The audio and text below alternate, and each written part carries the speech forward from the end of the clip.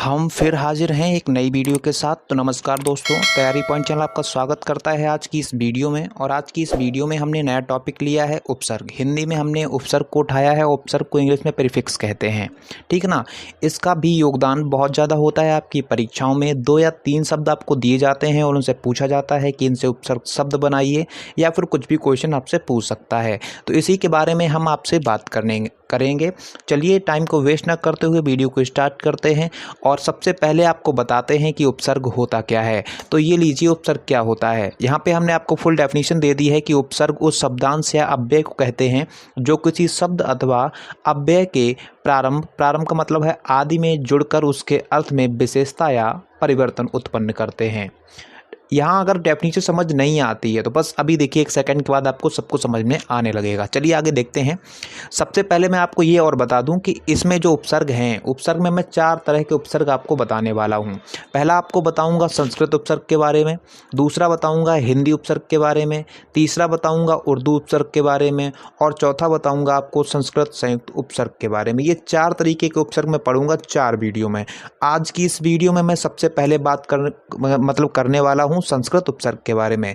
चलिए सबसे पहले इसी को देख लेते हैं। तो ये सबसे पहले मैं उपसर्ग, एक साइड में उपसर्ग आपसे बताऊंगा, आपसे बात करूंगा उपसर्ग के बारे में, साथ में उसी उपसर्ग का अर्थ भी बताऊंगा, ठीक है ना। अदर वीडियो आपने देख रखी होंगी बहुत सारे चैनल्स पे, लेकिन उन्होंने अर्थ नहीं बताया होगा शायद। और उसी के साथ में मैं फिर उन्हीं उपसर्ग से बनने वाले शब्दों के बारे में भी बात करूंगा, ठीक है ना। ये रहा सब कुछ। अब हम स्टार्ट करते हैं।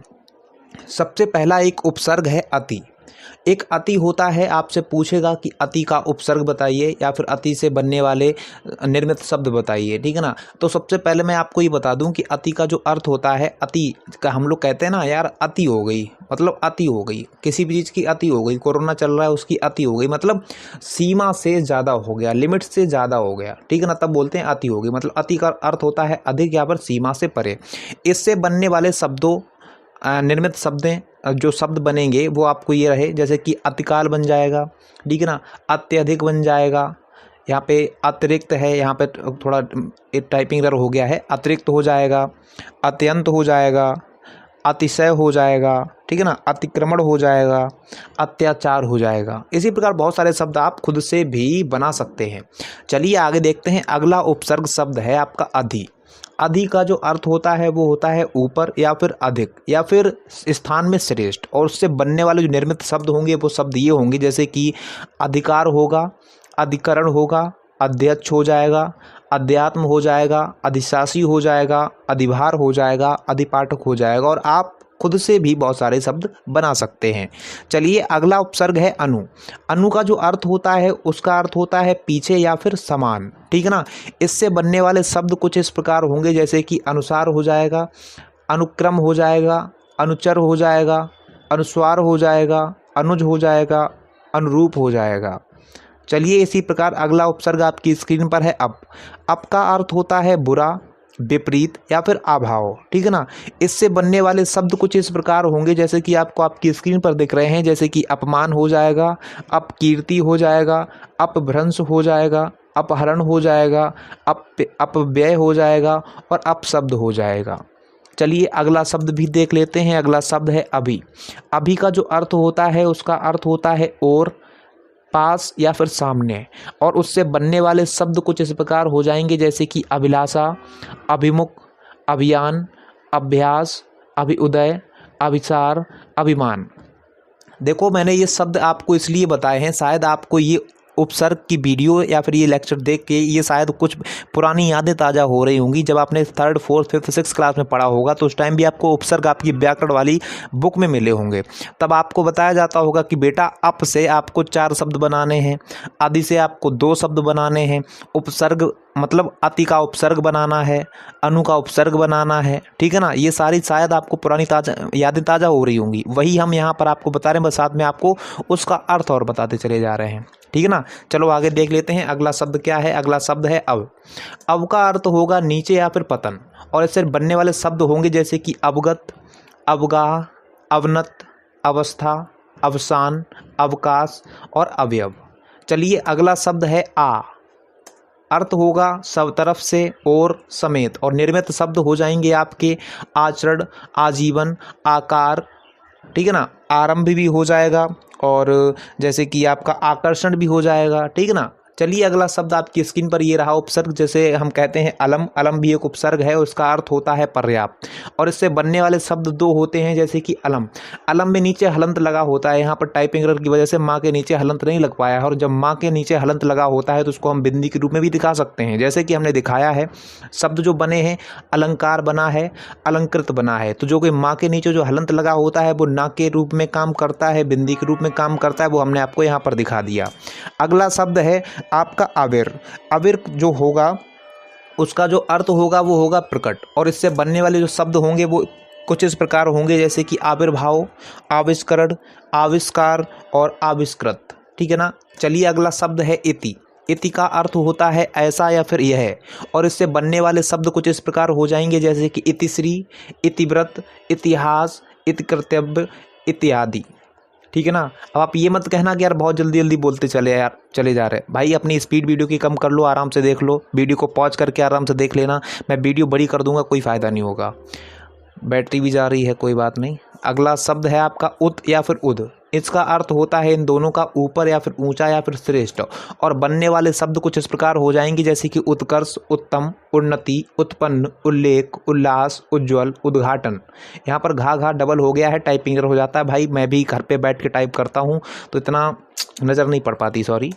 अगला उपसर्ग है आपका उप। उप का अर्थ होता है निकट, गौण या फिर छोटा, और इससे बनने वाले शब्द कुछ इस प्रकार हो जाएंगे, जैसे कि उपकार हो जाएगा, उपदेश हो जाएगा, उपभेद हो जाएगा, उपयोग हो जाएगा, उपनिवेश हो जाएगा, उपासना हो जाएगा। चलिए अगला उपसर्ग है आपका तिरस, और तिरस का अर्थ होता है हीन या फिर तुच्छ, और इससे बनने वाले शब्द होते हैं, जैसे कि तिरोहित, तिरोभाव या फिर तिरस्कार, ठीक है ना। तिरस्कार शायद यहाँ पर सही नहीं लिखा है, लेकिन मैंने बताया है ना कि टाइप करते हैं, इतना टाइप नहीं हो पाता है, गलती हो जाती है। अगला उपसर्ग है दुर, दुस या फिर दू। इसका इन तीनों का अर्थ होता है बुरा या फिर दुष्ट, ठीक है ना। इससे बनने वाले शब्द कुछ इस प्रकार होते हैं, जैसे कि दुराचार होता है, ठीक है ना, दुर्गम होता है, दुष्कर्म होता है, दुर्दशा हो जाता है, और दुर्लभ हो जाएगा, दुर्जन हो जाएगा। चलिए अगला उपसर्ग देख लेते हैं।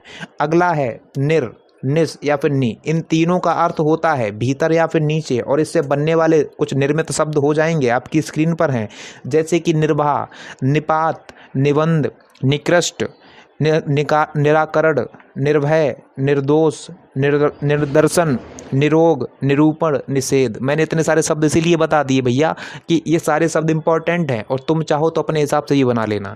अगला उपसर्ग आपकी स्क्रीन पर है परा, और परा का अर्थ होता है पीछे, उल्टा या फिर अनादर, और इससे बनने वाले शब्द कुछ इस प्रकार हो जाएंगे, जैसे कि पराजय, पराक्रम, परास्त, ठीक है ना, परामर्श, पराभाव, पराधीन, परोपकार।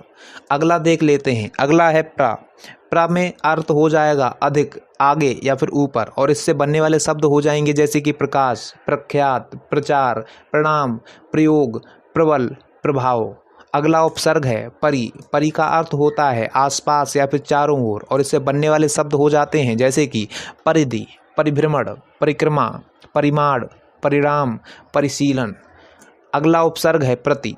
प्रति का अर्थ होता है विरुद्ध, विरोध या फिर प्रत्येक, और इससे बनने वाले शब्द हो जाते हैं इस प्रकार, जैसे कि प्रतिकूल, प्रतिक्षण, प्रत्यक्ष, प्रतिनिधि, प्रत्युकार, प्रतिशत, प्रतिदिन या फिर प्रतिरोध। सॉरी बैटरी तो जा ही रही, कोई बात नहीं, वीडियो को पूरा ही कर लेते हैं।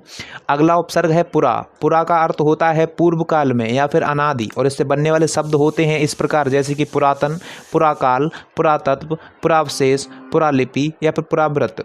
अगला उपसर्ग आपकी स्क्रीन पर है प्राक्र। प्राक्र का अर्थ होता है पहले का, और इससे बनने वाले शब्द होते हैं, जैसे कि प्राक कथन, ठीक है ना, प्रागैतिहासिक और प्राकर्म, ठीक है ना, और ऐसे ही आप बना सकते हैं। अगला उपसर्ग हम आपको दिखा देते हैं। अगला उपसर्ग है प्रादुर।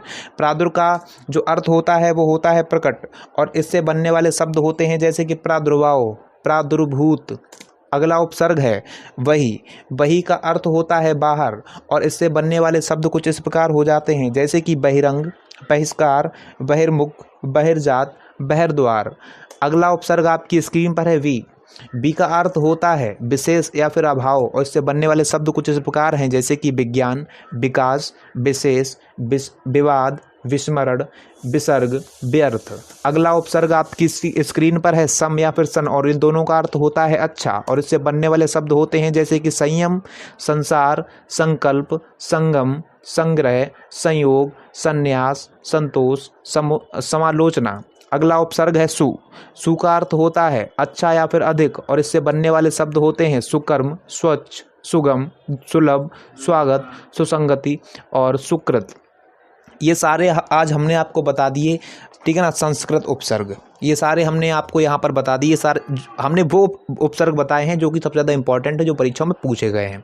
अच्छा, तुमने एक चीज़ देखी होगी, उपसर्ग तो हमने बताए, तुम्हें ये चीज़ समझ में आ गई होगी, उपसर्ग में जो भी शब्द होगा वो आगे होगा और उसके पीछे शब्दों को जोड़कर हम उन शब्दों को पूरा बनाएंगे। मतलब उपसर्ग में वो उपसर्ग शब्दों अक्षरों के आगे लगकर पूरे शब्द को बनाते हैं, ठीक है ना। और जब हम प्रत्यय की बात करेंगे तो प्रत्यय में वही शब्द पीछे जुड़ेंगे, उपसर्ग में वही उपसर्ग आगे जुड़ते हैं। इतना आप समझ गए। आज की वीडियो में इतना ही रखते हैं। आपको ये तो पता ही होगा कि चाहे कोई परीक्षा हो, हर जगह उपसर्ग प्रत्यय तो पूछा ही जाता है। आज की इस वीडियो में हम इतना ही रखते हैं। आज के लिए बस इतना ही। धन्यवाद।